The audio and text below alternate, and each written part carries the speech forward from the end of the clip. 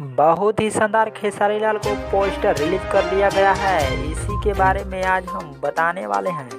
उससे पहले अगर आप खेसारी लाल के फैन हैं तो वीडियो को दिल से लाइक करके चैनल को सब्सक्राइब जरूर करें। बता दूं कि Khesari Lal Yadav new poster release कर दिया गया है। पोस्टर का नाम है हो जैबू मैट्रिक पास।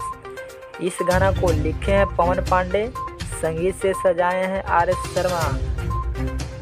गाने को गाए हैं दबंग खेसारी लाल यादव और शिल्पी राज, दोनों ने मिलकर के गाना गाए हैं। बताया जा रहा है कि खेसारी लाल और शिल्पी राज का गाना बहुत ही बवाल और धमाल मचाने वाला सॉन्ग आ रहा है। भोजपुरिया दर्शकों को खूब पसंद आने वाला है क्योंकि इस गाने को लिखे हैं पवन पांडे। आप लोग जानते ही होंगे कि पवन पांडे का गाना लिखा कितना बवाल और धमाल मचाता है। वीडियो कैसा लगा हमें कमेंट करके बताएं और चैनल को सब्सक्राइब जरूर करें।